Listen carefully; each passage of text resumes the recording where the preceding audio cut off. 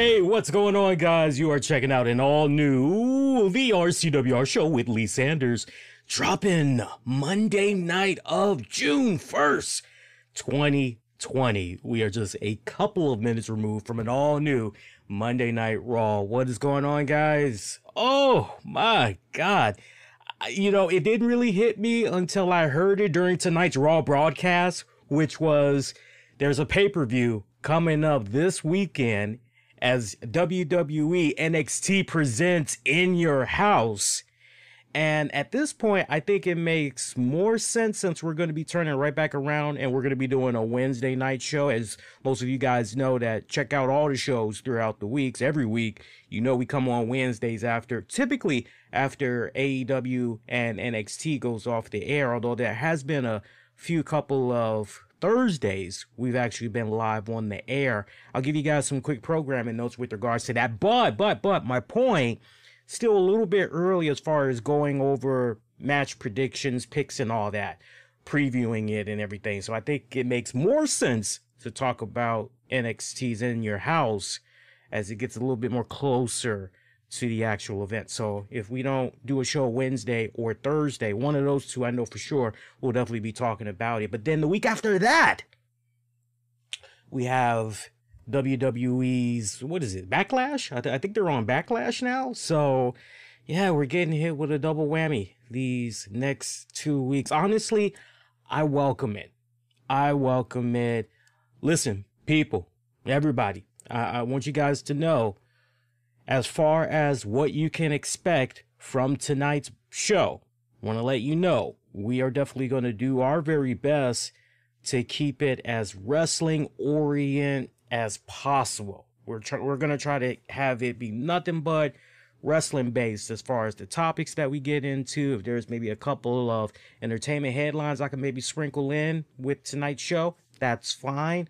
But we're going to do our best here at the RCWR show to try to take your mind off some of the other things that's been going on right now. Pretty much everywhere you turn to, even on social media, I'm sure you guys know there's been a lot that's been going on with the protestings, the death of GeorgeFloyd. I mean, you can even look at your round of sports shows on ESPN, FS1, you name them. And all of those were dominated today with the protests and other things related to what all's been going on in Minneapolis. So, look, we did 2 shows last week. We did a Wednesday show and we did a Sunday show of Wrestling with the Topics, where we dedicated a good majority talking about all of those things. So, if you missed those 2 shows, you can definitely piggy on back after you get done with this and you can go listen to those. But we're definitely going to try to liven up the mood for you guys a little bit. You know, it's one thing if maybe somebody wants to pick my brain on something and majority is picking my brain, that's one thing, but we'll definitely have it be wrestling oriented base for you tonight. So kick on back. Hope you're able to enjoy and hope that y'all been able to kick back, and for the most part you all were able to enjoy a little bit of this good weather that we had going on, and at least participate in some type of a cool event, since Phase 1 is rolling out in most places. I know the DC metropolitan area was on the East Coast, kind of one of those last holdouts, but you know, things slowly but surely is getting back to normal. We're starting to get back to good there. So, hey, one quick note I want to mention to you guys, and this goes back to our Sunday show. I can't stress this enough before we dive into the talk of Raw tonight. So when we did the Sunday show, apparently the stream got interrupted. So the grand total of the show, it ended up being about an hour, I want to say an hour and 40 minutes, give or take. And apparently the first 1 hour and 23 or 1 hour and almost up to 30 minutes was recorded. But then basically the last 10, 11, 12 minutes of the show, there was basically 2 split streams from what I'm able to gather. So that ties into the people that I'm using to stream out the podcast on multiple platforms. So I've already reached out to customer support and trying to see if I could get some troubleshooting help from them. and they're trying to make it seem like it's not us that's the problem. It's got to be something that take a screenshot of this and take a screenshot of that, and it's like, okay, all right, sure, I'll do that. It's like, but not for nothing, I've tried other platforms and never had a problem before. So if you guys notice anything weird tonight as far as the stream starts back up again, let me know. Just comment, and I'll just make a note of that, and I'll pass on the information to them, because I'm trying to see if I can have this be resolved. It's weird, man, because for the month of May, for, let's just hypothetically speaking, let's say I did 10 streams. Out of those 10 streams, 3, possibly 4 of the streams got interrupted without me knowing it. So talk about weird. Speaking of streaming right now, a couple of different platforms. Take your pick. I got a universal chat, so I'm able to see where everybody's interacting from. We're live on Twitch, we're live on YouTube, we're live on Facebook, and we're live on Mixer. So take your pick. Raw, not too shabby of an episode this week. Really not too shabby of an episode. I thought they did relatively okay with this week's show. I do have a poll on YouTube right now asking you guys, what did you think about tonight's Monday Night Raw? Thumbs up, thumbs down. I want to know what you guys thought. So head on over to youtube.com/the RCWR show. Click on the communities tab and you'll see that poll. And we'll see what you guys have to say in a little bit. I'm keeping it simplistic tonight. I was going to put a poll out there for Twitter, but I decided, let's do something exclusive for once. So YouTube is where you need to be. I gotta tell you, 40 minutes opening up there, 40 minutes with Seth Rollins. Man, you really want to try somebody's patience, do you, WWE? Oh, god damn. Seriously, 40 minutes. Now, let's really be honest here. Let's be honest. So, it wasn't all 40 minutes of a Seth Rollins talking segment.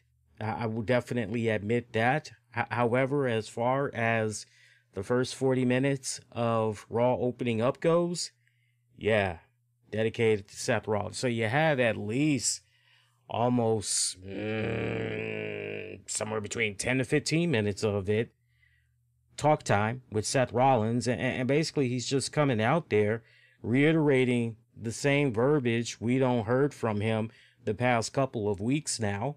Why he did what he did to Rey Mysterio. And probably the only new element that was thrown into the mix this week was he knows that Rey Mysterio was going to be making some type of an announcement as far as retiring and everything, and pretty much doing his own montage salute, if you will, to Rey Mysterio, mocking him at the same time for what he had did to him when he got his hands on him a couple of weeks ago.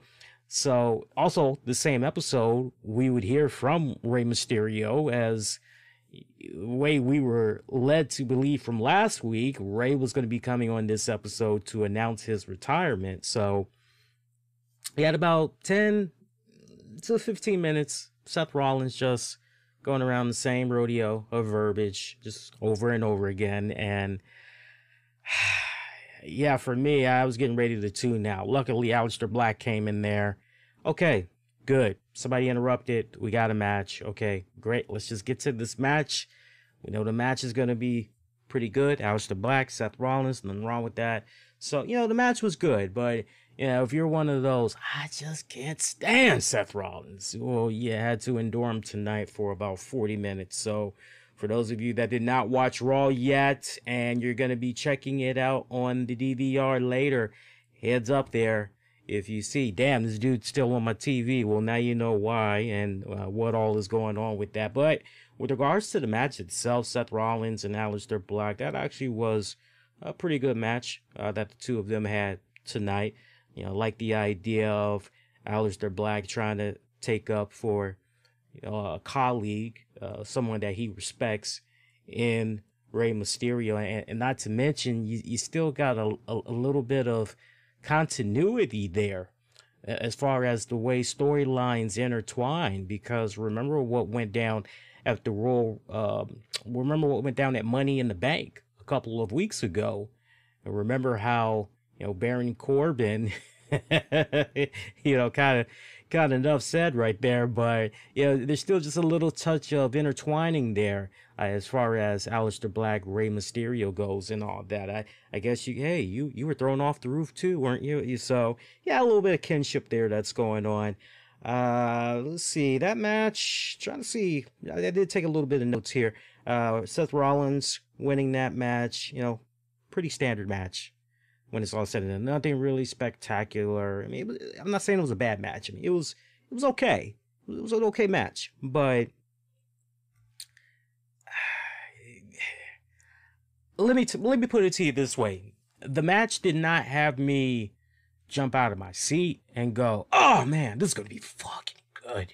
Oh, yeah, it wasn't anything by those means. And as the match progressed, I never found myself getting to that point where, honestly, when I looked at this match, used to be a time back in the day, you'd look at certain matches, and still once in a blue moon in today's day and age of wrestling, you'll see some matches where it'll go first gear, second gear, third gear. And for me, it just always felt that Rollins and Aleister Black tonight, they were always in first gear. Yeah, and I just kept waiting for them to, especially the longer that this match went. I mean, this match almost went 25 minutes. So for me, I was just waiting for them to, okay, all right, now shift gears. And they never did take it to that next level. So a little bit disappointed with that, but all said and done, it was what it was. So Humberto Carrillo, he tried to be a good aid to Aleister Black, try to support him outside the ring and everything when he kind of saw there was a little bit of a numbers game that was going on for Team Rollins, because Buddy Murphy and Austin Theory, they were at ringside doing a little bit of shenanigans here and there. But post-match, Murphy and Theory, they proceeded to jump in on Black, beat him up. Humberto tried to help, but he gets taken out by Seth Rollins. Pretty much curb stomp given to him. And then Rollins follows up, does a curb stomp to Aleister Black. So that's pretty much it for those guys. They've been laid out. So, in this case, you've got such a handicap. All right, so, where are we going with this here? Well, the answer just may be in that Rey Mysterio announcement. We might as well jump to that. I mean, we're not doing the full-blown, this is really about just key points, things that come to my mind, and we just kind of bounce off of that. That's how we do it, okay? So, we did hear what was going on with Rey Mysterio, and I got to tell you, up until the Rey Mysterio segment, I felt very lucid. I felt very much like I was just, yeah, I just felt like one flew over the cuckoo's nest. I just felt like a vegetable. But then when we got the Rey Mysterio segment, there was a twinkle in my eye, and all of a sudden I was out of it, and I'm like, it's Ray. What's he got to say here? So Ray had me laughing my ass off tonight. I got to be honest, because Rey Mysterio, he's talking by a satellite. Yet the way it kind of looks, you're led to the impression, Ray is just somewhere in the performance center, by the looks of it. They're not really talking to him from home or whatever. Come on, whatever. But you're still getting yourself lost in the moment and everything. And I like Rey Mysterio. He just gets in there and he's going, "Seth Rollins, damn you! I can never forgive you for what you did to my eye." He got Samoa Joe. So, Ray, we've heard everything that's been going on, and you and me, we've had our ups and downs. We fought many times. You gotta forgive me for being so blunt, but are you here tonight to announce you're retiring? What's going on? You got Rey Mysterio. Samoa Joe, I don't know right now. My eye, it can heal in a matter of weeks. Maybe my eye can heal in a matter of months, or maybe I'll never wrestle again. I just don't know right now. Damn you, Seth Rollins. And it's just, okay, you know, Ray. All right, we get it. And I just laughed my ass off. I don't know why, but I just found that to be so fucking funny on so many levels, because from a continuity standpoint, I couldn't help but think about the feud that Ray had against Brock Lesnar. And Brock Lesnar was just, you know, oh, you hurt me. You hurt my son Dominic. You hurt my familia. Brock Lesnar, you and me, we're not done, S.A. I'm going to get my hands on you. I'm going to hunt you down. You and me, we only just begun. And it's like, okay. And then we see eventually what happens. You know, Ray eventually got Cain Velasquez, you know. Seek him, Cain, seek him. You know, and then eventually we get the match between Ray and Brock. And for whatever respected reason, Ray never did continue after he got defeated by Lesnar. He never did continue on with what was appearing to be a infatuation and, you know, once and for all conquering the beast. We never did really see that climax in the most positive way where Ray got over. But just thinking about how Ray was, oh, you hurt me. You know, Ray was basically coming off, man, okay, you might have did XYZ to me, but your biggest mistake, I'm still here, I'm still fucking breathing, and as a result of that, I'm gonna make you pay, motherfucker.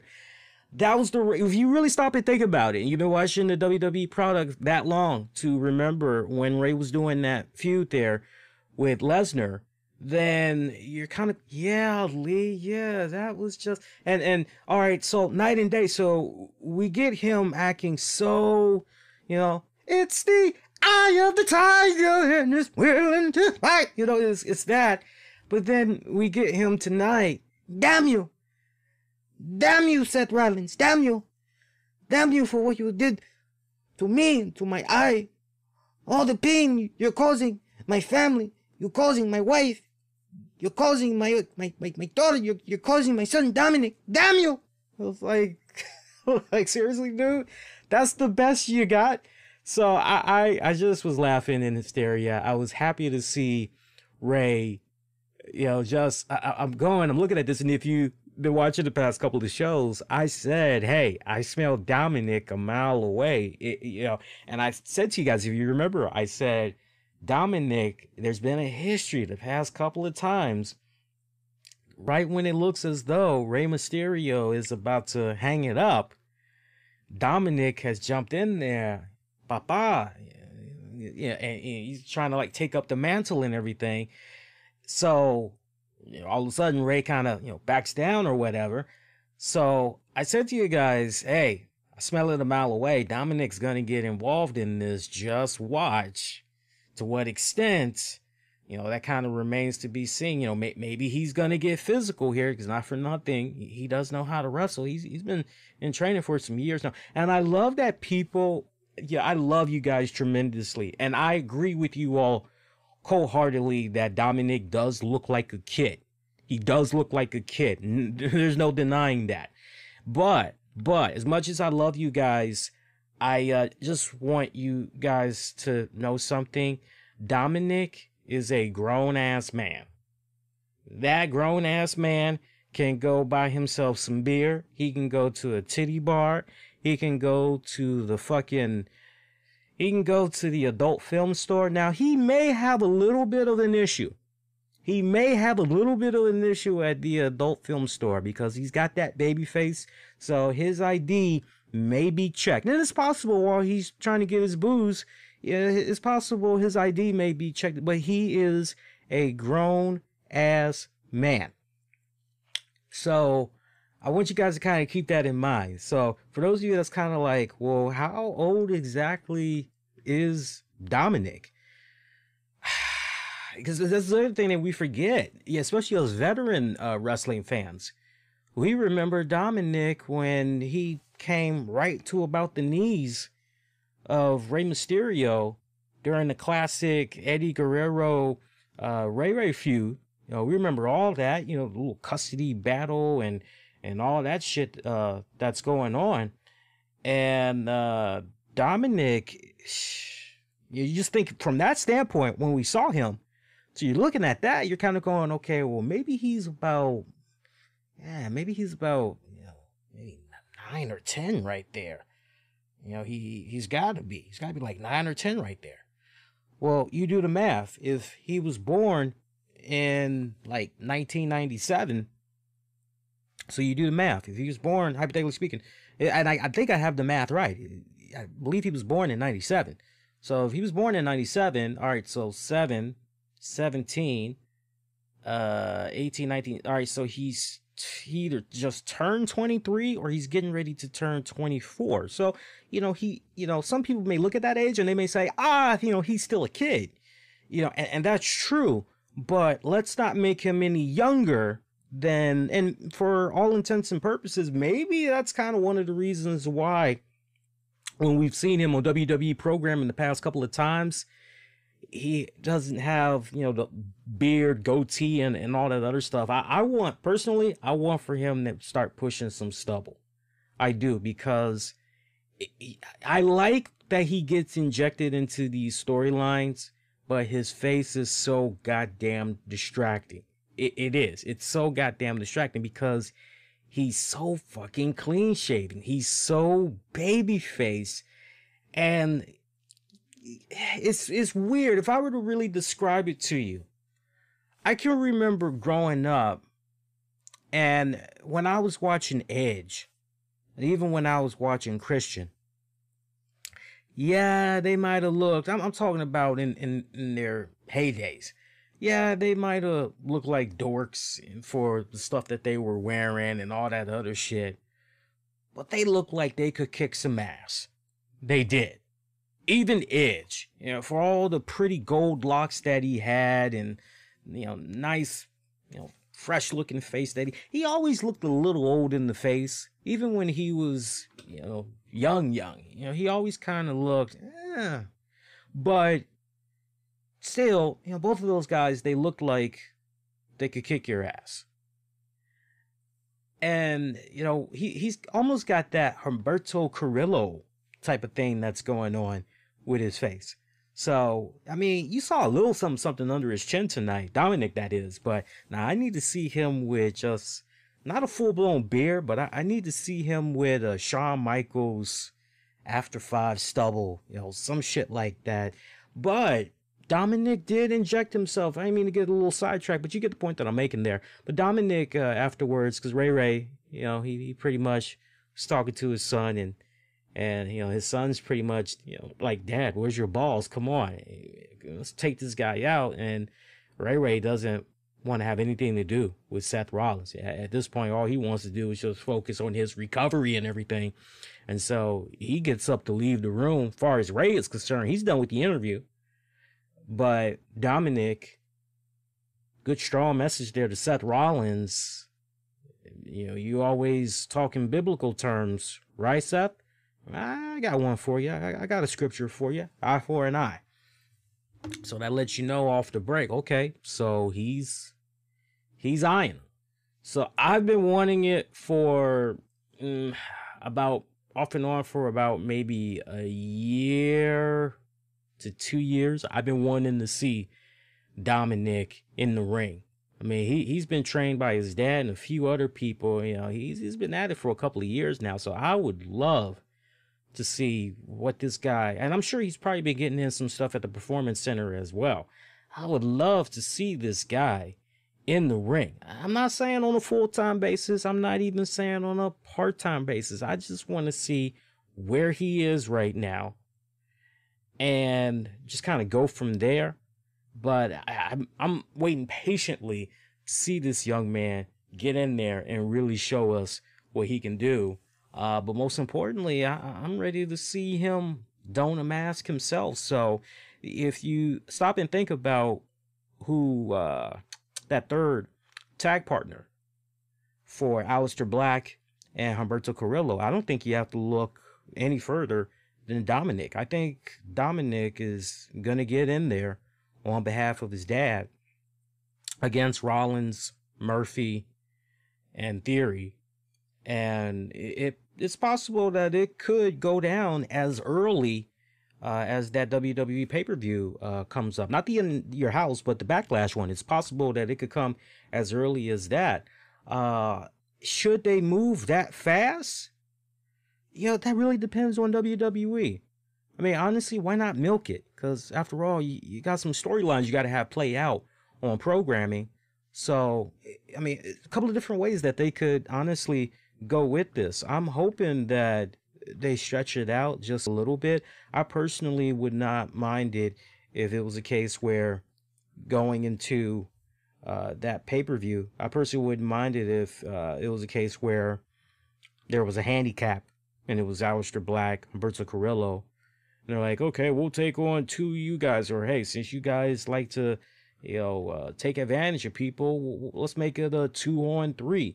If they wanted to do something of that nature, I would actually be okay with that. I actually would. But I think afterwards, you definitely need to begin the process of interjecting Dominic more. I think you should go with the 2-on-3 handicap tag match, but then have Dominic be that equalizer at the end that basically costs Team Rollins the victory, and that's pretty much how you kind of bring him in that way. And you can have Dominic, nah, man, we've only just begun. Seth Rollins, that was just a taste of things to come. I'm gonna continue to be a thorn in your ass until I get my vindication for my dad. I could legitimately see something like that. And then, of course, ultimately, something weird happens with the son that forces Ray to come back. I could even see something like that going down. So it's definitely one of those full circle type of stories that I could definitely see happening if WWE decides to do this right. Or then again, they could be going in a different direction. So, we'll have to just kick back, wait and see how they do that. I'll talk about some other key points that kind of jumped out at me tonight from Raw. I know that the Viking Raiders once again did their thing with the Street Profits. Anything you could do, I could do better. What was it this week? They were bowling? Two shits not. As soon as I saw the segment come on, I went and, matter of fact, I actually went and did a load of laundry. That's honestly what I had did. Speaking of the laundry, hey, I told you guys that I had ordered my Shaq Gaspard shirt, and there it is right there. There's actually a picture of it on social media that you guys can see right on there on the Twitter feed. But yeah, so it's nice to know that all these shirts that you buy from the Collar and Elbow site, and I didn't know this. I didn't know that David Hero was actually behind starting up that t-shirt company. I knew Al Snow, but I didn't know David Hero was also the co-owner, co-founder of it. So that's pretty cool. David Hero, I got cool stories I could tell of about David Hero. Good dude, very, very, very cool dude. But yeah, so I mean, you got some extra money that's floating around. Definitely, after you get done taking care of your house, your family, and everything, you got a little bit of money you could spare, and you want to pay it forward in a big way. Definitely get yourself one of these shirts, as all the money goes to the family. I did stress that twice initially when Shaq Gaspard passed. I reiterated because I remember, guys, I had told you guys that unlike what was going on with the Owen Hart shirt from Pro Wrestling Tees, that basically was a case where if you buy that shirt from Pro Wrestling Tees for Owen, and the shirt, for example, was $25, that whole 25 wasn't going to the Owen Hart Foundation. Out of that 25, maybe it was $5, $6 or some shit like that was going to the Owen Hart Foundation. Whereas the Shaq Gaspard shirt that you purchase from the Collar and Elbow site, all the money, that whole 25 or however much, was going directly to the families. So yes, I got this over the weekend.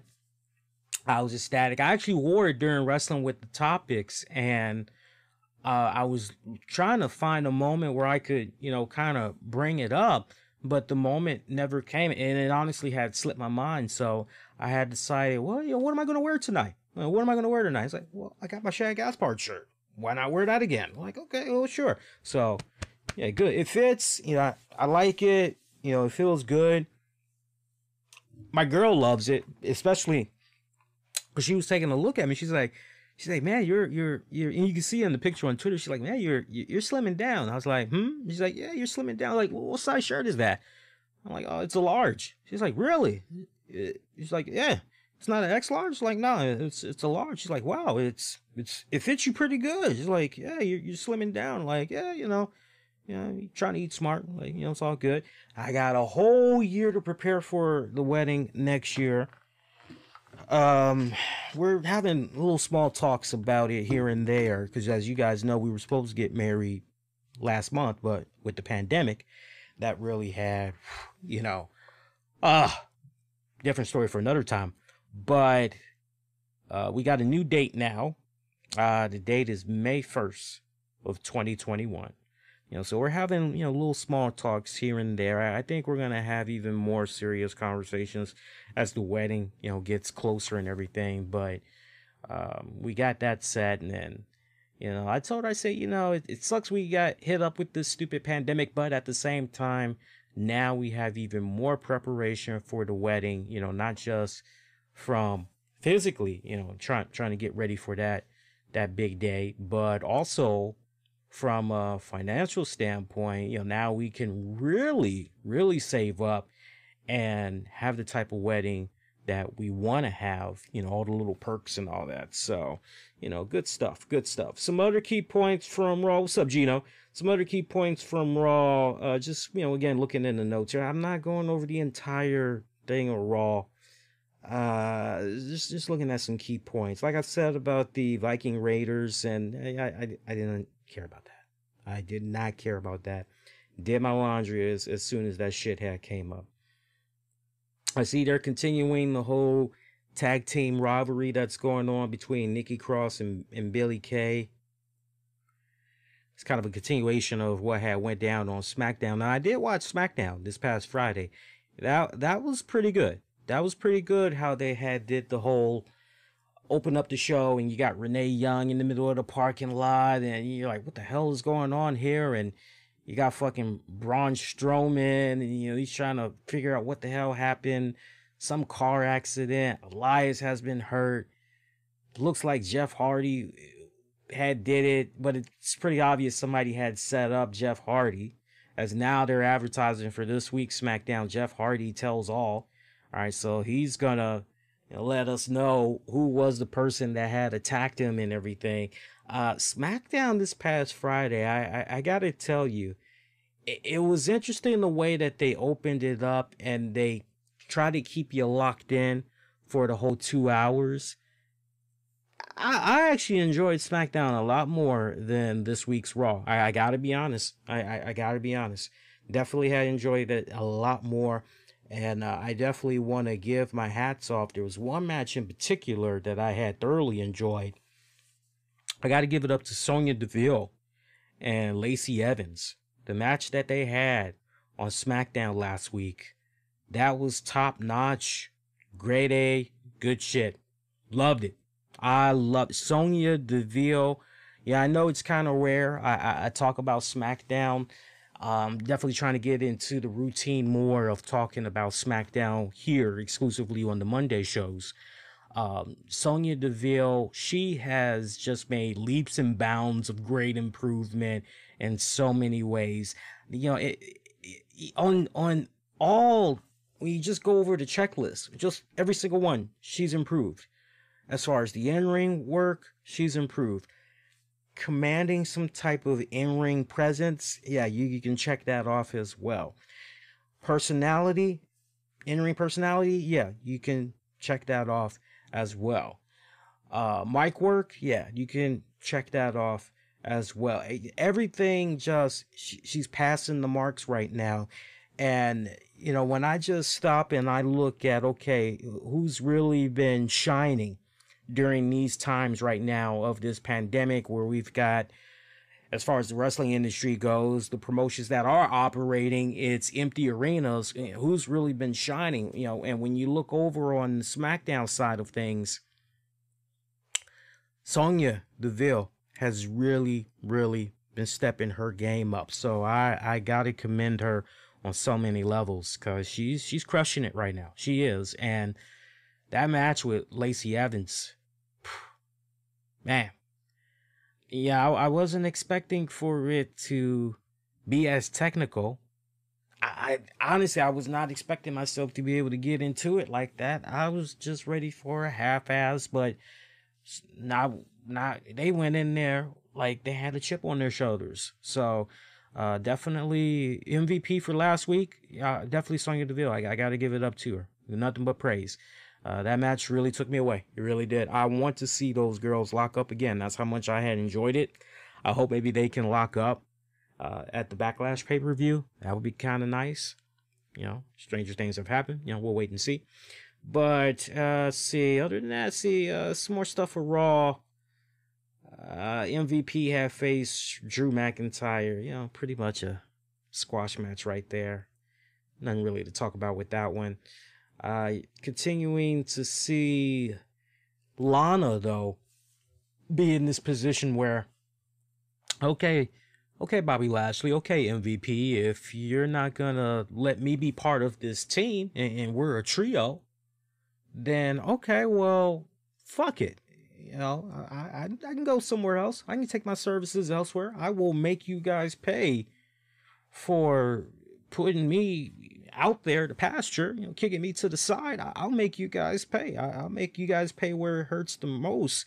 And Lana actually made her entrance kind of like she's siding with Drew there. So, you're kind of looking at that and you're wondering, Now, you can look at that two different ways. Is this really a woman that's scorned and is ultimately going to cost Lashley his championship opportunity and further the storyline? She, or Lashley that is, wants to divorce Lana as a result. And essentially, that's how we ultimately get Lana off of TV for a little bit there. Like, is that maybe what's ultimately gonna happen here, or what? Or is the other angle the storyline? Okay, yeah, it would appear that Lana is so hurt. We get it. Goes to the pay-per-view. Is it even remotely possible to entertain the idea that Lana flips on Drew at the pay-per-view or the following pay-per-view, and as a result of that, Lana flipping on Drew helps Lashley get the title? But then you kind of negate to a certain degree. Everything that's been going on with McIntyre up until this point. Like, if you were to ask me straight up, Lee, passing grade for the current Raw and SmackDown champions right now, I would say to you guys, okay, well, McIntyre, he's passing the marks right now. He's doing okay. There's a couple of areas where I don't want to make it come off as if I'm nitpicking, but there's a couple of areas where there could be improvement on his end and on Booking's end. So it's not all his fault, but I accept him as he's a pretty good champion so far. He's a good choice so far. I go over to Braun Strowman, and man,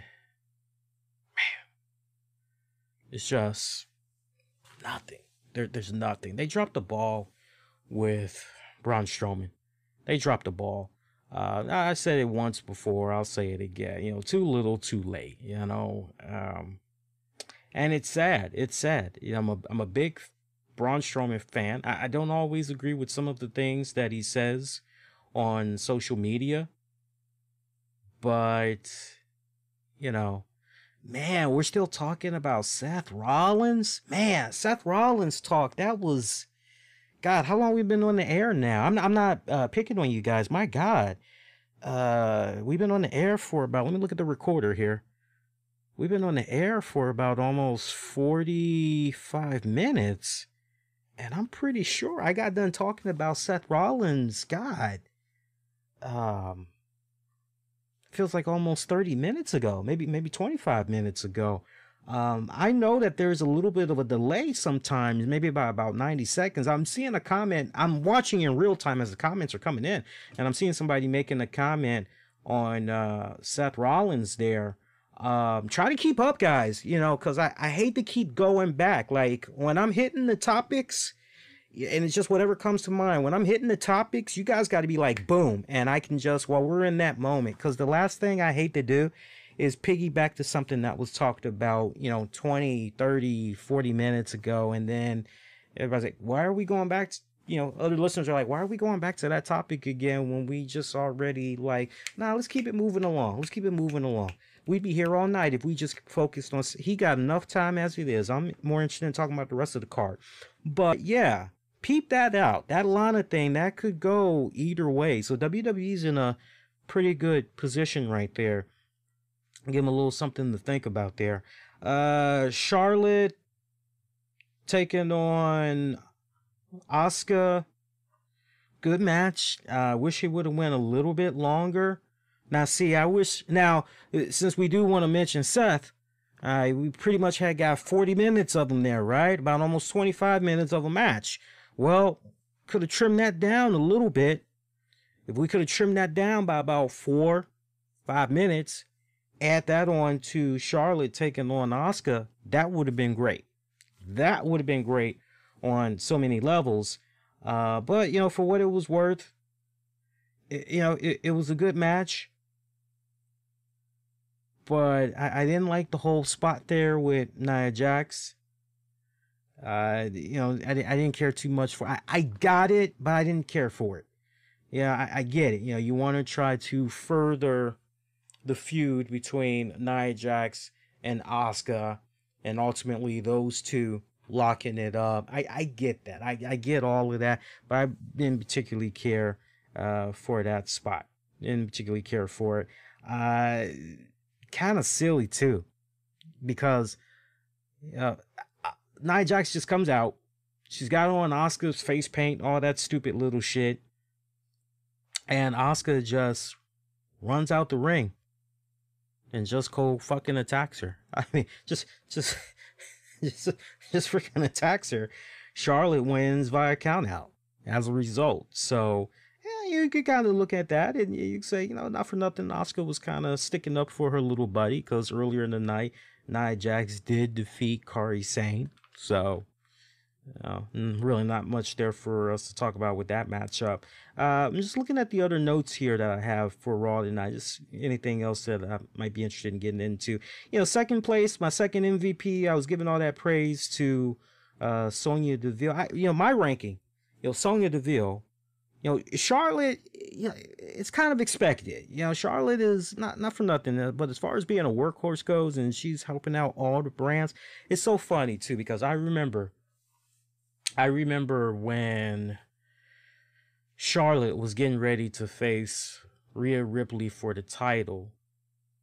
And I remember after WrestleMania, I remember being on the post show and reacting to the fact that Charlotte is now the new NXT Women's Champion. And I remember saying, well, you know what? Not for nothing, but it's a good thing. And I just went over how it was better brand awareness when it was all said and done. And I remember there were a couple of people, how was that good?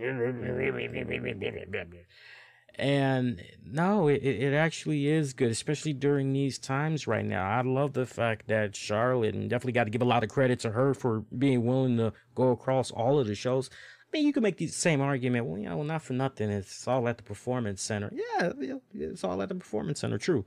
But still, just the fact that, on all three brands, she's just, cross-branding like that. I love it. I love it because it really is actually helping the other shows out overall. Let's see here. Just looking at the rest of my notes here. Yeah, there's really nothing else to get into about Raw. It was an okay episode for the most part. far as the matches that really stood out to me the most. Oh yeah, I almost forgot about that. That actually was a good matchup too. Apollo Crews. Yeah, Apollo Crews putting his United States title on the line against Kevin Owens. That actually was a pretty good matchup. I gotta give those two good solid.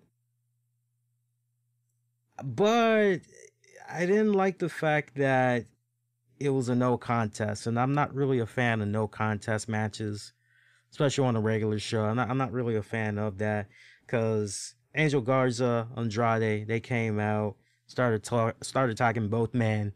Result of that, that's how you pretty much had got your no contest.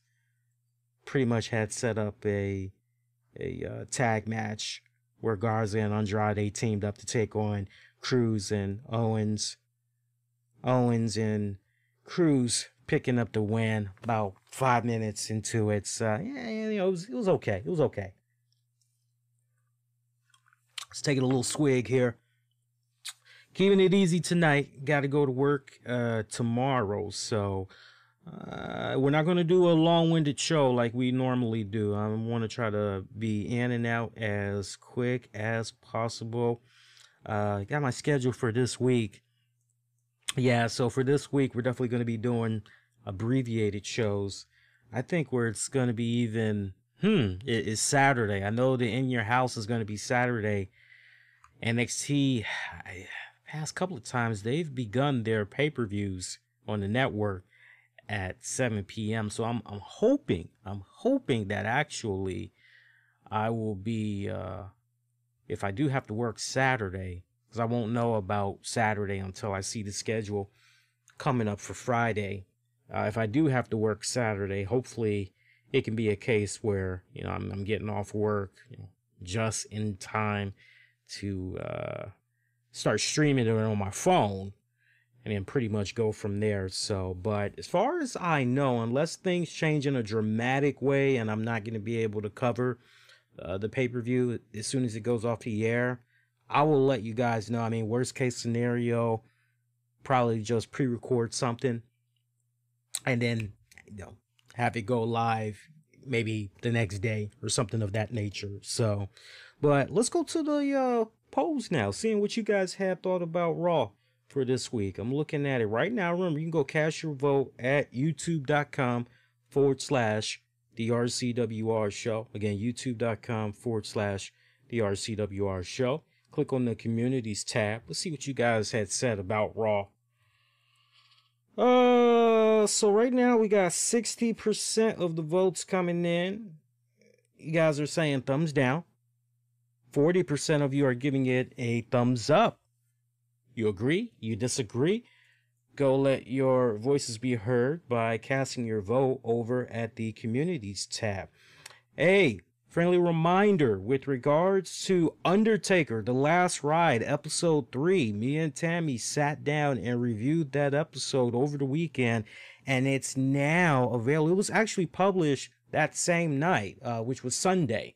It's now available on Patreon, so scoop it up when you guys get a chance. If you're not a Patreon member, do consider signing up. Patreon.com/RCWR show. Get access to audio, video content, great majority of which you ain't going to be able to find anywhere else. Effective this week, we're going to start reviewing NWA's Carneyland. And MLW is starting to do some stuff as well, kind of out the realm a little bit, so to speak. So definitely going to start showing them more love and, talk about them on Patreon as well. So definitely consider $5. Get you access to a whole bunch of goodies. Goodies. And who doesn't like goodies? All right, quick note here. Just looking at the matches that we got for Backlash. Again, Backlash is not going to be happening until June 14th, but the matches as it stands right now, Asuka taking on Nia Jax for the Raw Women's title, Strowman versus Miz and Morrison, handicap match for the Universal title, McIntyre versus Lashley for the WWE Championship, Edge versus Orton, straight up singles wrestling match. So hopefully we'll have even more matches to go over next week. That's next week. So, speaking of, before we go any further, hey, you guys enjoying the show? If you are, do me a huge favor, especially if you're checking it out via YouTube. Hit the like. Means a lot. Helps the YouTube algorithm gods. Oh, you like wrestling? Well, check this out. This is actually pretty good, according to everybody else. Check this out. So, it's free. Don't cost you nothing. Hit the like. And share, subscribe, all that good jazz. Give a follow on Twitter, Facebook, Instagram. Use keywords, the RCWR show. And, let's get into some Patreon shout-outs real quick. While I was talking about Patreon not that long ago, let me get into some Patreon shout-outs. Shout out to Patreon members. Justin Ripstock. Also shout out to Gino. Shout out to Sean Kenter, Michael Wolf, John Davis. Special shout out to Tony Bing Gaming with the very latest in all things Marvel Strike Force, Marvel Ultimate Alliance 3, and Marvel Super War. Tony Bing Gaming, tips, tricks, news, reviews, walkthroughs. Check him out. Tony Bing Gaming on YouTube. Also has a Patreon paywall. Check it out when you guys get a chance. So, where we can go next with the show, one thing that I thought was pretty interesting as far as wrestling news items, for the most part, it's been kind of relatively quiet, but there was a couple of news items that caught my interest that made me go, that's... And one big interesting news article that caught my eye was an interview that Undertaker gave with ESPN. And if you guys did not get a chance to check this out, I would highly recommend you guys go out of your way and check it out. And it was good. It was damn good. And I believe this interview was done with ESPN. And in this interview, he talked about his first WWE title win against Hulk Hogan, which at that point, before Randy Orton, Brock Lesnar, before all that shit went down, as far as the original, youngest guy to ever win a WWE championship, it was Undertaker. So let's set the tone, because Taker gave a hot take on what had happened. And, you kind of heard little rumors here and there. Paul Bearer kind of shedded a little bit of light, but you're kind of like, not for nothing, Paul, but until we hear from the horse's mouth, we got to take what you're saying a little bit with a grain of salt. But that's always something that lingered for hardcore wrestling fans. Definitely myself. I got to include myself in there, because I remember, oh man, Taker won. And then, man, Taker didn't even make it 2 weeks, and he fucking loses the title, to Hogan. Like, what the fuck happened? And it was always one of those, what happened? So, he answered this question here. So, let's quote him on this here. So, apparently, let's set the scene properly. So, 1 year after debuting for the WWE, Undertaker was set to face the immortal Hulk Hogan at the Survivor Series pay-per-view 1991. So you kind of playing that back in your head. You go, he pretty much was, he was ripping through the fucking competition here. So he was set to win the title. And before the match, the Hulkster, he pulls Undertaker to the side. Hey, brother, tell you something, dude. A little bit concerned about that thing you do there where you have the opponent, you flip them and you do a little pile driver there. Yeah, I know what you're talking about. You're good, bro. I've done it so many times. You're gonna be all right. You sure, brother? Cause my neck. And Taker's reassuring him, nothing's gonna happen. I've done that move so many times. You're in good hands. I get it, and you're a big dude and I'm a big dude, and trust me, you're in good hands. You're gonna be okay. Your head will never hit the mat, I promise you. Yeah, ask anybody, their head never hits the mat. The way I do the move, it's perfect. Okay, brother. All right, well, let's go out there and do some good business. See you out there, dude. So, you get to the finish. And as you guys that remember that match, you get to the finish. Ric Flair comes down there, has a steel chair, slides it in there. Taker picks up Hogan, does the fucking tombstone power driver, and right when he does it, fucking Hulkster, oh, you got my neck good, brother. You're like, oh shit. You're like, oh shit. He's like, Hulkster's like, oh, you got me, brother. Like, oh fuck. Okay, so here you got this young fucking Undertaker, in his 20s, and he's like, oh fuck, man, they just put the rocket ship on me. I'm on cloud 9. I'm tearing it up, man. I get to face the immortal Hulk Hogan. Oh man, I get to win the title. Oh man, I just injured him. What are the ramifications going to be? Because I just fucking destroyed in one night Vince McMahon's golden goose. Oh shit, what the fuck? So that's the setup for you guys. So apparently, you got a mortified Undertaker. He's like, what the fuck? So once everybody made it backstage, after the show, everybody's had their showers and everything, some doubts had started to click in a little bit.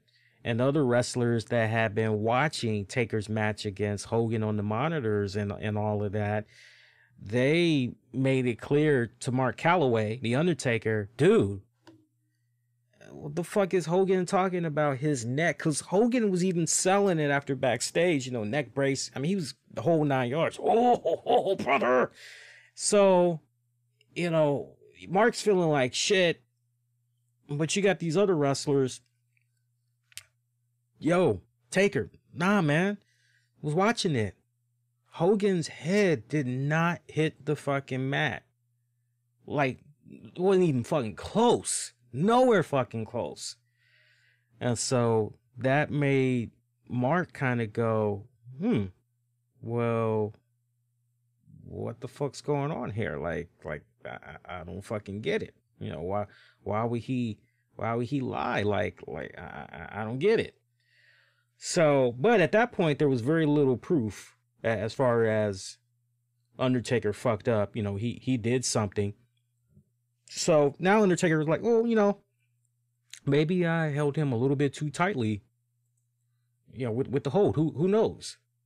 Taker, and I quote, it was clear as day to me that Mark had protected Hulk, but Hulk claimed that his neck was hurting and that he was stunned for a second, says McMahon, who discussed the nature of older wrestlers being motivated to try to protect their spot at the top of the pecking order. I'll leave it there. Whether there was any embellishment from Taker's opponent at that time. Hogan was the icon. Taker was just coming up. It wouldn't have been the first time with those old school guys versus the rookie. And as you guys know, Hogan would go on to win that title right back. The infamous Texas Tuesday in Texas pay-per-view event that happened on, you guessed it, Tuesday. And Undertaker would not hold the WWE Championship again for quite some time. It would be more than 5 years before he would actually hold the title again. So again, you're like, what the fuck went down there? Like seriously. So it wouldn't be until about years later, that Mark, really started thinking about it and, really cross-referencing, doing his homework and all that. And it was really nice, the interview, because I listened to it. It was nice what Mark was saying, because he was trying to be very diplomatic. He wasn't trying to throw Hogan under the bus, but at the same time, he was making sure that he was covering all bases as he was telling the story. And he basically was saying, after talking with a few more people and everything, I realized that the Hulkster, he went the fucking Hulkster route. He was stirring it up backstage and yeah. And so from that moment on, one thing that is for certain, from that moment on, the Hulkster just lost all respect. Oh, correct. I'm sorry. Undertaker. Undertaker from that moment on lost all respect for the Hulkster. It's like, okay, you know, based on the intel I got over the years, you know, what I'm hearing, like, and all of a sudden you can now go do this match. You could go do this, you know, Texas and Tuesday. You go do this match. You get the, okay, what's really going on here? So he didn't like the fucking Hulkster from that point on. And then all the years later, as you guys recall, when the Hulkster, Kevin Nash, Scott Hall, when they all came back to the WWE and everything, you know, Taker never forgot. But at the same time, it was, okay, you know, I'm not going to take it personal. You know, we're all about business. You know, we're going to let it be about business. There was a part, I don't know if you guys remember, but there was a Raw episode, something involving, you know, Hogan and Taker. And there was this one part where the Hulkster was on a motorcycle and he was trying his best to start the motherfucker up. And Taker, remember looking at that scene and just laughing his ass off in real time as it was happening, because Taker was like, oh, you know, talk about extracting just a little piece of sweet revenge, saying what's going on with the Hulkster here. And he's got to start this motorcycle. He can't fucking start the motorcycle, so he just fucking, fuck this. And he actually starts running. Good shit right there. He also talked about the Montreal screw job. I thought it was interesting to, you know, finally hear a new voice with regards to the Montreal screw job. And he was never included in the loop about all of that. To the point he said that he wished Vince McMahon would have came to him, because he was positively sure that had Vince came to him, he would have done his very best and he would have succeeded in smoothing everything out between Bret and Shawn, and what went down in Montreal would have never happened. He was that fucking confident. He was that fucking confident. But I mean, when you think about the Montreal screw job and you think about how long Undertaker had been with the WWE, you know, up to that point, I feel where he's coming from. And you know, he might have felt, it just kind of play devil's advocate just a little bit. He might have felt as though, hey, if he would have came to me, you know, I would have been right down the middle. I would have done my best to do the right thing, blah, blah, blah, blah, blah, blah, blah, blah, blah. But maybe, you know, not for nothing, and I'm not defending Vince, but maybe Vince just felt, you know, that I have no other course of action to take but this. I have to do this.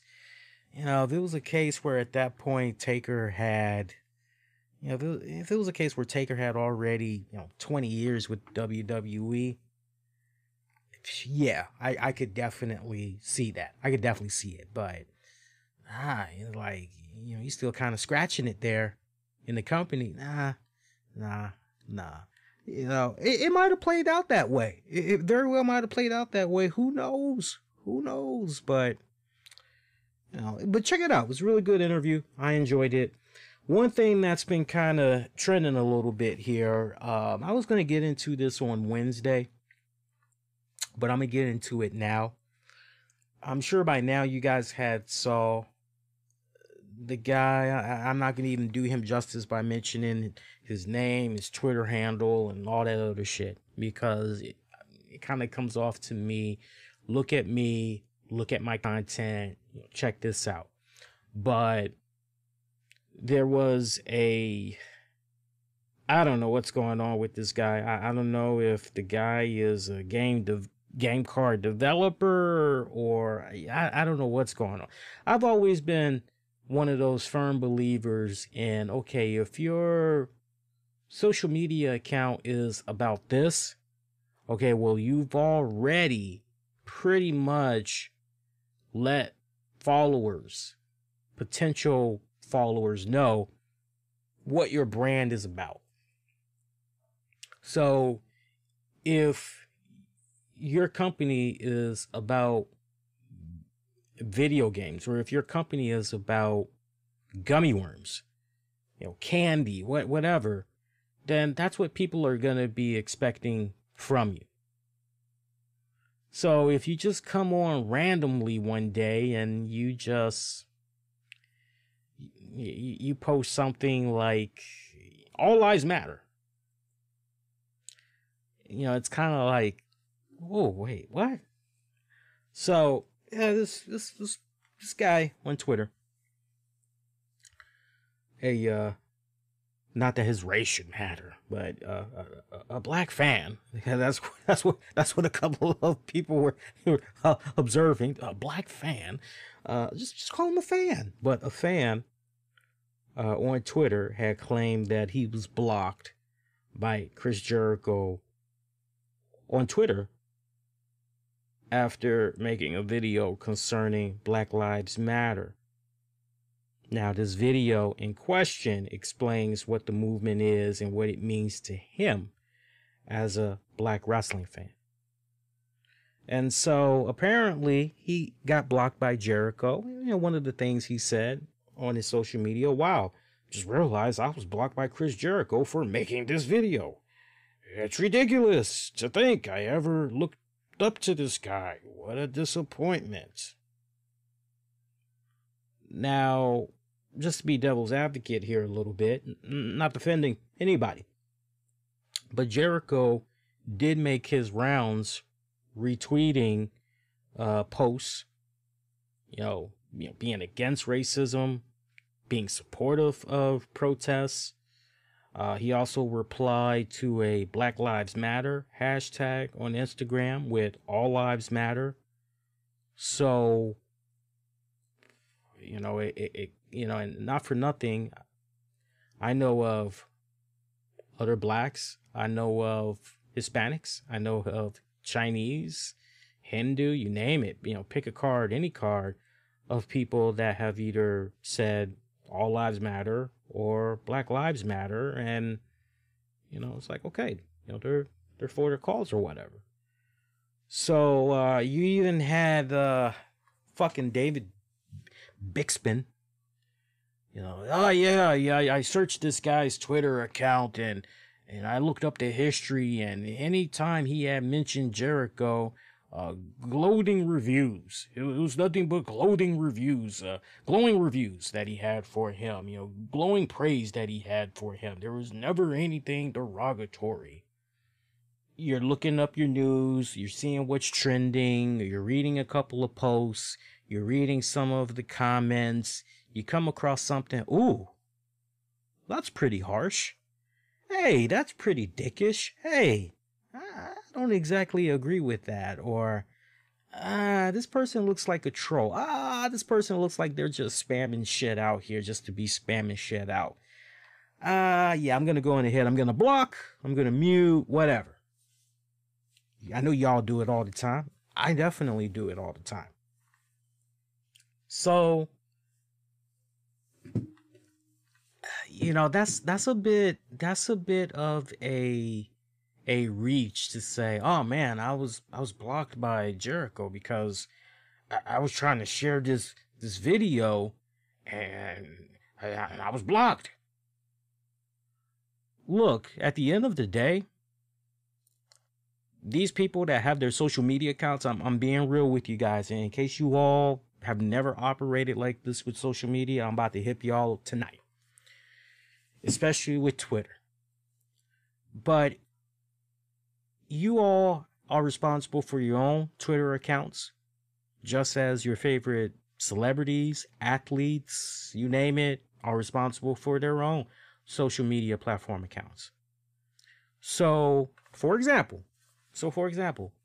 if somebody puts out a post, hey, looking forward to seeing all of you all tonight for this great concert. We're going to have a great fucking time. It's going to be some good music. There's going to be some awesome fucking food. Can't wait to see you guys. We're going to be able to take plenty of photographs with you all after the concert is over. I'll be hanging out for an extra hour with the band. Come get your photos in with us. See y'all then. See y'all later tonight. You got people that are coming in and are commenting, I can't wait to see you, man. Yeah, looking forward to da. And then you got one person that comes in there and says, eat my pussy. You got another person that comes in there and they say, You know, check out my new album. It's on Spotify. You know, you're like, wait a minute now. This is about me. This is about my branding. This is about promoting myself to, you know, my fans, my followers. And you're that person that, okay, I just promoted myself. And what the hell is this shit? 9 times out of 10, that person that was saying, eat my pussy, you know, I mean, you know, depending on your preference or whatever, you know, you may be like, slide into my DMs. You know, otherwise you're going to be like, block that person. You know, to the person that that's like, oh yeah, you know, check out my blah blah blah Spotify. You're probably gonna be like, yeah, mute, block. You know, they're just spamming. You know, or you get that one person, your music fucking sucks as always. So, you know, stop making it already. You suck. You're like, oh, okay, well, you know, mute, block. So my point, and I go through it all the time. I go through it all the time.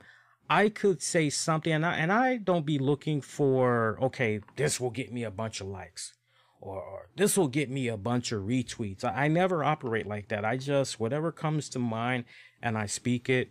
That's what I do. That's what I always do.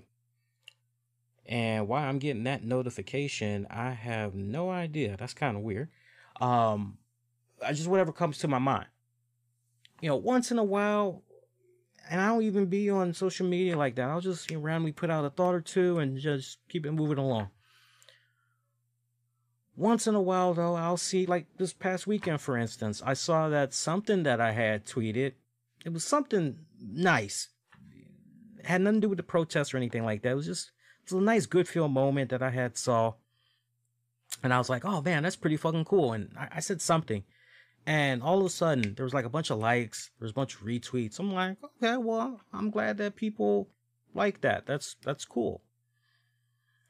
And I was like, okay, you know, let me look at my mentions here, just make sure I didn't miss anything. Because you can either see all or you can see mentions.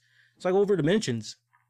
Yeah, I see, you know, there were some people that were agreeing. And it's like, oh, okay, well, that's nice, cool. Some people gave me a follow as a result of what I put out there. Oh, you know, well, that's cool. That's nice. And then there were a couple of people that were trying to push their own agenda. They were trying to push their own narrative. They were trying to, you know, promote some website of theirs. It had nothing to do with the main topic that was at hand. It was just a case where they were trying to get themselves over. And it's like, yeah, I don't like people like you. I got no shape in my game in admitting I fucking blocked that person. I'm like, nah, like, you gonna solicit yourself? Like, man, fuck you. Like, I ain't got time for that. Especially if that's all you're about.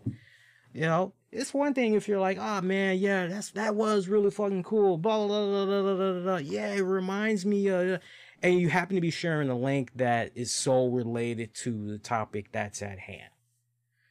Right? It's like if you and your friend on social media are talking about who's got the best pizza on the East Coast, and it's just a thread and everybody is just going back and forth in that thread, and then somebody just comes in there, want to see a big black dick? And it's like, whoa, who invited this motherfucker to the party? Block. So guys, girls, you know, y'all may not like it, but at the end of the day, just as you are in control of your social media accounts, you know, you can control what you want to see. You can control, you know, the people that you want to be having access to your content and all that. The same thing goes for said celebrities. You know, my whole thing, you know, when it comes to blocking, you know, I always say, unless you got definitive proof, you should never fucking assume. You should never fucking assume. You know, you should, if it bothers you that much, man, that person blocked me, and I'm trying to understand what I had did. You know, what the fuck had happened. I'm sure Gino wouldn't mind me telling this story. I'll give you a perfect scenario. Gino reached out, and Gino, if he's still listening, he'll back me up in the chat. Gino reached out to me, if not last week, the week before. He reached out to me on Twitter in a private message. He said, hey, Lee, I'm not sure if you remember, if you recall, but I used to interact with you on an old Twitter handle. And then one day you blocked me. I think you blocked me because I wasn't really that interactive. Because Gino's remembering that the way I usually go about blocking people on my social media, it's like if I'm not interacting with people, it's not a mutual thing. It's just kind of like one of those follow for follow. I hate that. I can't stand that shit. You know exactly what I'm talking about. I can't stand the fucking follow for. I hate that. And my mentality has always been, follow back is earned. It's not given. It's not given like it's fucking candy. That's why I have the amount of followers that I personally follow. That's why if you look at my following and my followers ratio, you notice that, come on, think about it for a second. How many times have you seen, if you got a Twitter account, how many times have you seen, wow, Joe Blow is following 20,000 people and he's got 28,000 followers? Okay, so it's kind of obvious he's doing a follow for follow type of deal or whatever. You're not really going to be able to read the most important stuff that you find kind of important from the people that you enjoy reading stuff from. Not when you're following that many fucking people. So, and I told Gino, I said, dude, I was like, you're probably right. I mean, most likely right. I was like, sadly, I couldn't even tell you what the handle was you were under. I have deleted and blocked so many dormant accounts, so many dead accounts, so many troll accounts. It's not even funny, and my whole thing was to Gino, well, I'm sorry, if you had got lost in the shuffle or whatever, it definitely wasn't anything personal, but that's what I'm talking about. It's like, if you're trying to figure out what the fuck had happened, reach out to a motherfucker throughout, other social media means.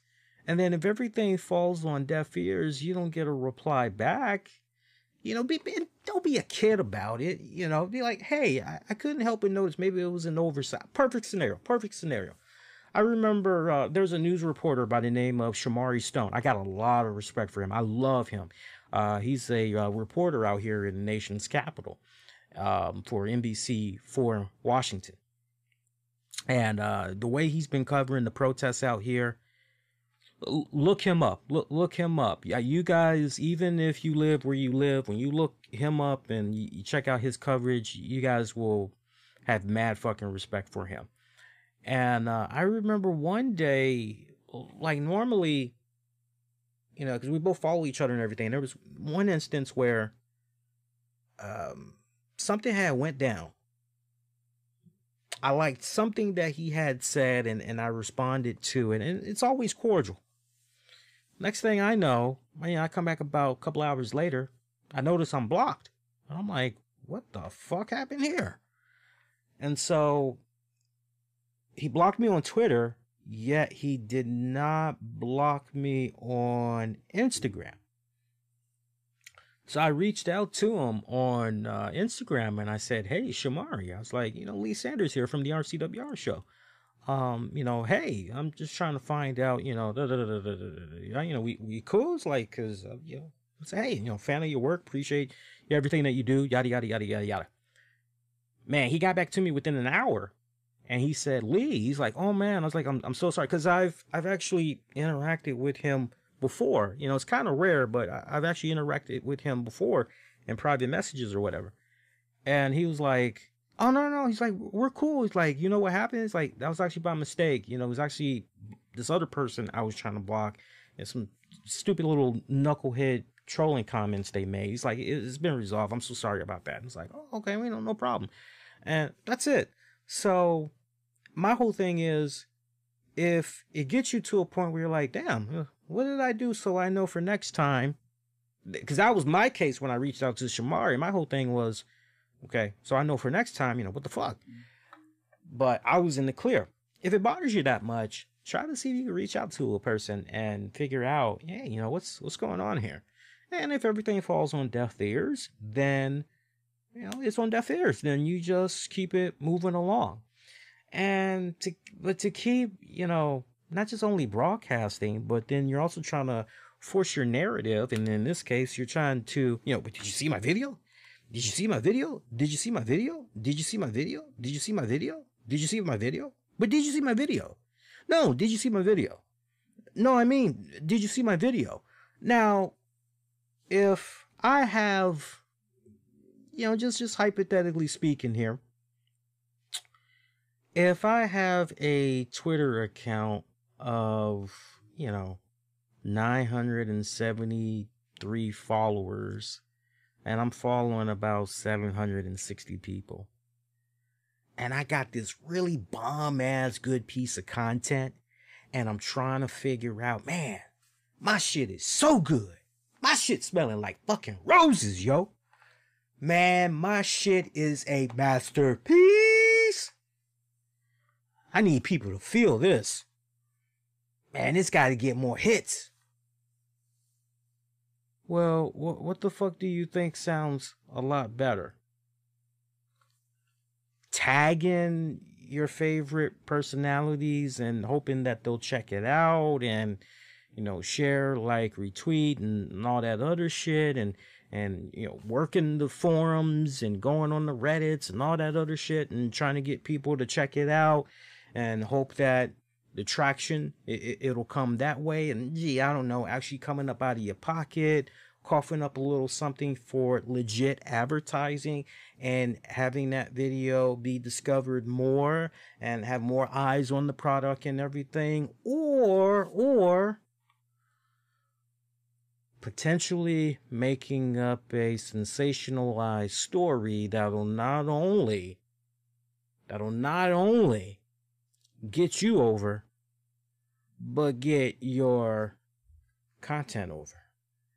Just something to think about, people. I'm not saying that's what this particular individual did, but you kind of got to have that in the back of your mind, and you kind of got to use caution with, never try to speak and act as though you know what that person was doing at their end with their account. Oh, I was blocked because no. Y'all got to be careful, man, because I saw a lot of people that took the bait with this, and I'm just kicking back. I'm just watching. I'm going, man, these people are taking bait like a motherfucker. So you got to be careful. That's my bottom line. That's my bottom line. You got to be careful, because when it's all said and done, when it comes to fucking Twitter, especially, there's a lot of people that just like stirring up shit, bullshitting. That's what it's all about. It's a lot of people that just do a lot of fucking bullshit. I was talking about SmackDown earlier there. Just trying to think if there was anything else I wanted to talk about other than that Lacey Evans and Sonya Deville match, because we pretty much were done talking about Raw there. So we're a week removed from the shit that went down there with Alexa Bliss. Oof. Alexa Bliss and JD there, yeah. Oof. I thought it was so cute seeing Alexa Bliss trying to be all out there last Friday. Show us some wrestling. I just thought it was so cute. I'm looking at her and I'm going, all right, let's really look at this here. Let me just really peep this match out. And now I didn't even have to fucking overanalyze the fucking match. I kind of went Bret Hart before this match began. I basically was like, well, she's probably gonna do a couple of arm drags. She's probably gonna do a couple of roll-ups. She's probably gonna do a lot of kicking to the face. Yeah, she's probably gonna, I don't know. She's probably gonna, put her boot to the throat and maybe a couple of near falls and do a lot of trash talking and Sasha's probably gonna really sell and try to really make her look like $1 million, but I don't really think she's gonna do a goddamn thing in her match, yeah. And that's exactly what happened with Alexa Bliss. I watched this match and it's just arm drag, roll up, modified roll up number 2, modified roll up 3, side away leg drop, all right, yeah, boot to the throat, yep, okay, all right. Sasha was the MVP of that fucking match. Look, don't don't take my word for it. Go back, watch the match yourself. Watch the match yourself. Compare that to post all the concussions and all that other shit that was going on with Alexa Bliss, and you'll see exactly what I'm talking about. But I thought it was and for some of you guys that were looking at that match and you're going, oh, 5 stars. Really? I'm not going to even mention the people or the sites that actually rank that match 5 stars out of 5 for a 5-minute match. I'm not going to even, no, because if I were to do that, oh my God, I would personally hear about it. Let me tell you, I would personally hear about it, but you people, you know exactly who you all are. I'm looking at this and I'm just seeing the people that are saying, yeah, let's show them. I'm like, yeah, okay, yeah, sure, yeah, 5 stars, 5-star match. Bullshit. I'm like, okay, I see what you're doing. I see what time it is. Whatever. Cesaro facing Chad Gable. Yeah. Too short of a match there. Way too short of a match there. Sheamus took on Daniel Bryan. That actually was a pretty good one. They almost went about 13 minutes. Daniel Bryan. Oh, wait a minute. Who won? Daniel Bryan won. Jeff Hardy came out at the end. And Daniel Bryan kind of took advantage there. Needed to face of Sheamus. 1, 2, 3. Soon as the bell rung, though, Jeff gets in there, attacks, kicks Sheamus away. Sheamus running up to the ramp and everything. They also made the announcement that very soon, coming to SmackDown, they did this via Kurt Angle. He made the announcement on last Friday's SmackDown. Matt Riddle is going to be coming up to the SmackDown brand in the very near future. Saw Sheamus taking some subtle shots there leading up to that main event there I just talked about.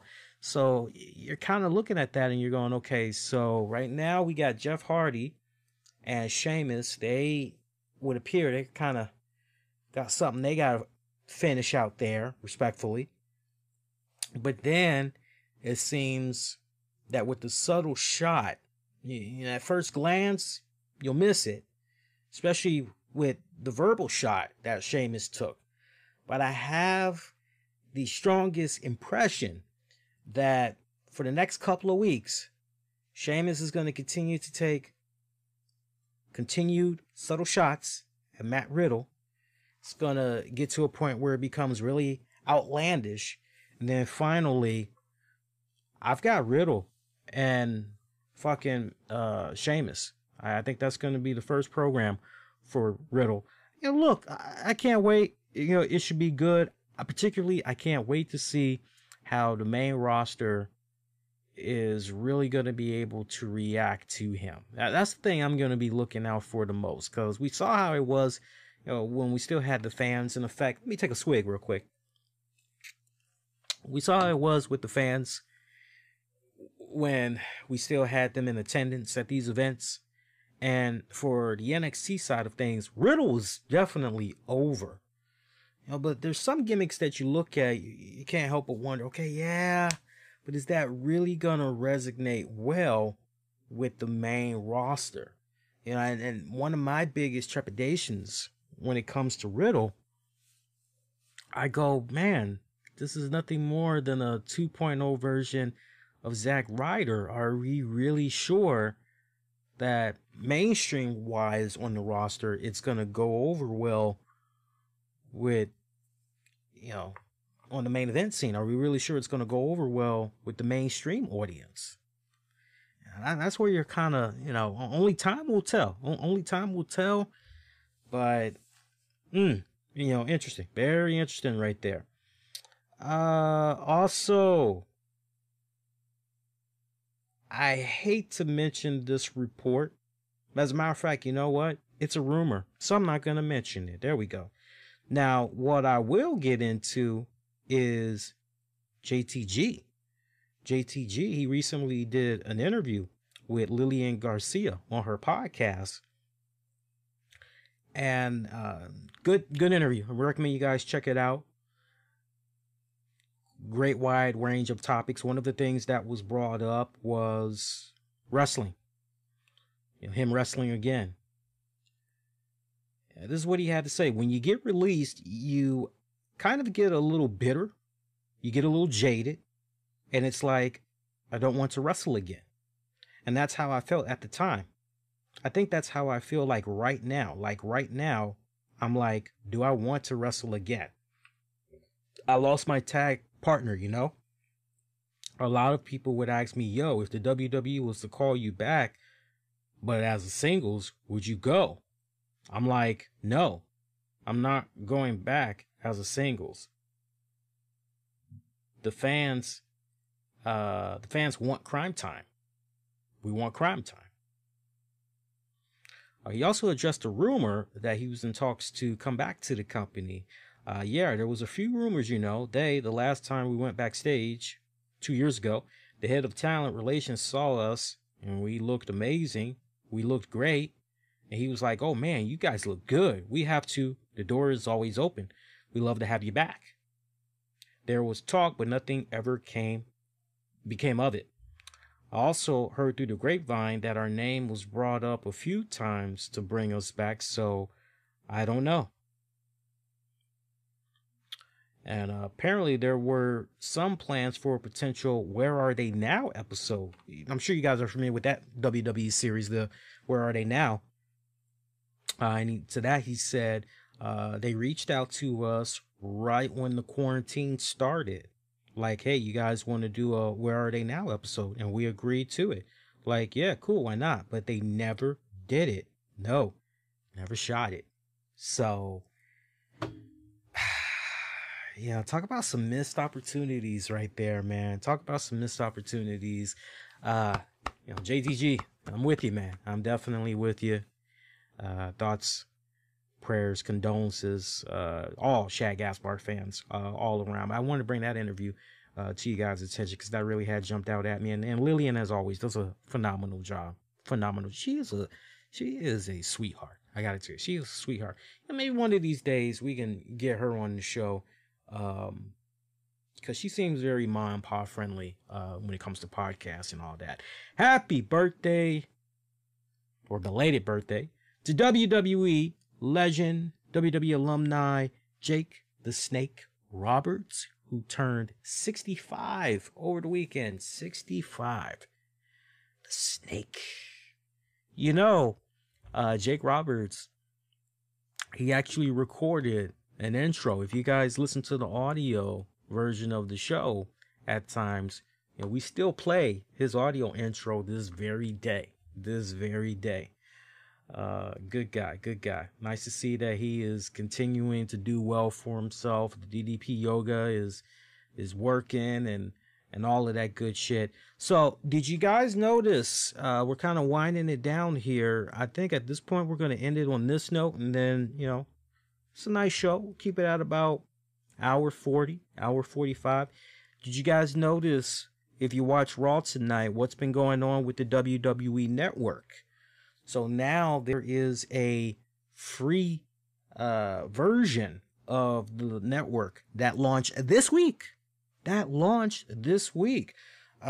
down my notes here for this. So this free tier of the online service, which is available on all devices. Does not matter what your device is. It's available on all devices. You get to see recent episodes of Monday Night Raw, NXT, Friday Night SmackDown, and you get access to new programs that include Raw Talk, which pretty much comes on after the main show Raw goes off the air. I actually was a fan of Raw Talk, but I wish they would bring back, what was the show that Renee Young and Miz were doing? Smack Talk. I think it was Smack Talk. I want to see them bring that fucking show back. You want to talk about a show that was really doing a great job, I felt, a superb job, I felt, in advancing not just storylines, but working out the kinks and up and comers on the roster. Talking Smack was doing it. Talking Smack was doing it. So yeah. So also as part of the package, you also get access to the original series, the Monday Night War, Ride Along, Photo Shoot, Table for Three, and a selection of historical pay-per-view shows and NXT takeover events, and a week it's either a week night or maybe it's a weekend highlight of shows. So that's pretty good. So in a statement, JR Donlin, who's the WWE Executive Vice President of Advanced Media, our company's digistation strategy and a new way for all fans to be able to experience premium WWE content. As we continue to reimagine WWE Network's offering, the free version will serve as a effective way to reach a broader group of consumers and allow them to experience the history and spectacle of WWE. Donlin has described the new feature as a balance of providing a great experience for our fans by essentially offering unlimited access to a larger array of programming while still maintaining the value of our more premium content. The move comes after WWE made some network content free to view in the build-up to WrestleMania 36, as you all know about that one. Donalyn added, as he gave this interview to the Hollywood Reporter, evolving is smart and putting new offers in the marketplace stimulates consumer activity. It gives us a good fan experience. So, yeah, I like the move, especially if, since it's free, people are going to have to be sitting through, commercials and everything. I think that makes a lot of sense. But where I start to get a little bit leery is, okay, so you're going to do that. So are we now officially done with the WWE Network is free for new subscribers? And when you subscribe for free, you get access to this month's pay-per-view. You're like, we need to be done with that. We need to be done with that. I think, and I would hope that with what they're doing now, when it comes to trying to get people to sign up for the WWE Network, you got to ultimately remove the free tier. You got to ultimately remove that. I think. Or you gotta that free month tier, you gotta remove that, or you modify the hell out of it. Basically, you have a 3-day, okay, you can access the entire network ad free. All right, so whenever you decide you want to do that 3-day trial, all right, so if you do it Friday, well, you already know you're going to get in your house. You're going to get, insert, whatever. Undertaker Last Ride, you're going to get those. So if they were to do a 3-day full access to the WWE Network trial, I'd be down with that. I would definitely be down with that. But that whole month thing, you got to stop that. What's the whole point? What's the whole point? If it continues to be rolled out every single month for free, why am I paying all this money then when I can just sign up most of the damn time? I don't need to have a credit card. Or if a credit card is needed, I can easily just take $20, get 5 prepaid cards. You get what I'm saying? So what's the fucking point? Especially when you're at Walmart, of all places. And Walmart's got the deal, hey, postmark cereal, collect 4 boxes and get the WWE Network free for 3 months. You're like, oh, okay. So if they're going about it in that type of a smart fashion, do a 3-day trial, whole access to all of the content on top of this free tier that they're doing, I think that's brilliant. I think that's brilliant. But I also can't help but wonder, because we've heard about this for a couple of years now, that they were, thinking about, re-strategizing, trying to figure out, okay, where are we taking this? What do we want to see happen with the network here? And honestly, it's so funny because all of a sudden, when those two people had got let go, that were, what was it, George Barros, and I can't think of the other person's name that had got released and everything. But when they got released, everybody, and I remember, where the fuck were you guys the other times, off and on over the years, when I was complaining about the WWE network and a couple other things. It's like, man, it's like the more money you can bring in for the network, since that's the hot zone right now, especially during these times, right? You got to recoup somehow. Think, people, you got to recoup somehow, because you ain't bringing money in at the gate. You are not bringing money in at the gate. There's a reason why you keep seeing all those ridiculous, weekly sales by WWE Shop and all that, right? There's a reason why you keep seeing that. So there's a reason why, oh, wow, now all of a sudden WWE is working with Clonara, and instead of paying all the money up front, I can just pay in installments, which is, I'm not knocking it, which is cool shit. I was on the WWE site over the weekend, and I grabbed I can't wait to show you guys the shirts too. I grabbed the Undertaker Last Ride shirt. I grabbed a Ricky the Dragon Steamboat versus Macho Man Randy Savage WrestleMania shirt. Fucking badass. I got those in the mail. Actually, I think it's still, when I ordered them, it was weird because when I ordered them, they had a little note that said that it wasn't going to ship until maybe the 14th, 15th. I could be wrong about that, of June, 14th or 15th of June, that it was going to be mailing out and all that. But yeah, I got those shirts. I said, ooh, those look pretty damn, they really do look sweet. Maybe on the Wednesday show, what we can do, I'll, for those of you, go ahead, go on WWE Shop, you'll see. But if everybody else, you don't want to bother, I'll definitely show an image on the Wednesday show so you guys can peep that out. But, yeah, there's a reason why they're doing what they need to do. It's like whatever you can do right now, especially during this pandemic, until things really can start to open up and everything. Yeah, do what you need to do. But for the paying customers, okay, so that's great for the free tier. And if you're going to readjust the 30-day trial, slash that to a 3-day trial.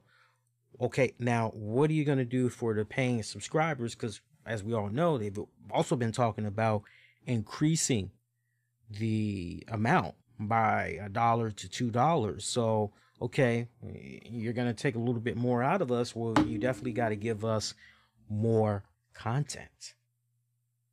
Give us that incentive for, okay, this is why we need to continue to have the WWE network. This is why we need to continue to pay for the WWE network, because we're getting these little, because we're getting these little incentives. I was just checking out the Facebook stream, seeing how everything was going. It looks like everything's running pretty smoothly here. Bear with me a second here. Yeah, so it looks like, and I'm actually taking the YouTube right now just to make sure. And I wish somebody would have let me know earlier. It really would have been nice, but it looks like the stream got interrupted again. Am I reading this right, guys? Hang on here. Because see, that unfortunately makes my work more difficult. So I wish I knew what was kind of going on here. Bear with me a second here, guys. Let's see here. Huh, interesting. Yeah. That sucks. Okay, so it looks like the first hour and 7 minutes had streamed. And now I'm seeing, yeah. So I'm definitely going to be letting, I don't know, guys. I was telling my girl about this the other day, and I said, if I continue to experience this, then ultimately what's going to happen is I'm going to have to go with a different provider. The internet is fine. It's not the internet that's the issue. It's who I'm using to stream to the multiple platforms. That's the issue right now. So I was telling her, if this continues to happen, then effective June, I'm just going to go on ahead and I'm going to take my services elsewhere. Because this is now, if I'm not mistaken, yeah, this is the second consecutive show now that we've had this issue, and that's unfortunate. But no, you know, we honestly, we're done. At that point, we're done on that note. So I'm gonna go ahead, I'm gonna say that's it. Stick a fork in it. DONE done. So your next edition, I'll be coming on live Wednesday night. Will I stream to the multiple platforms? That's a good question. I don't know, because I got to tell you, from a post-production standpoint, the way I currently was doing it, I basically would just, okay, y'all got the entire show. You got the webcast show. I can worry about editing the audio version the next night.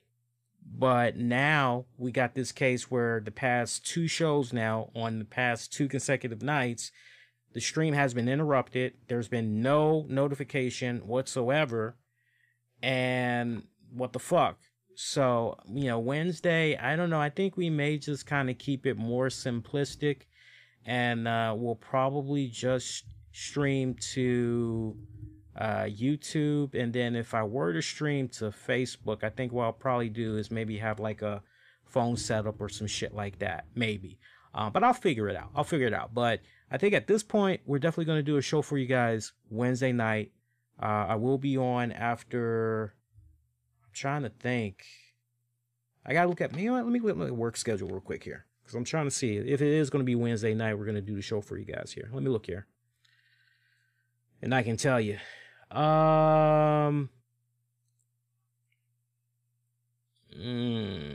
That's kind of pushing it. So that would mean, yeah, that's kind of pushing it. All right, you know what? I think we can pull it off. I think we can pull it off. Okay, so we're going to come on. I'm going to say we'll come on Wednesday. And we'll come on Wednesday. Let's go for 10:30.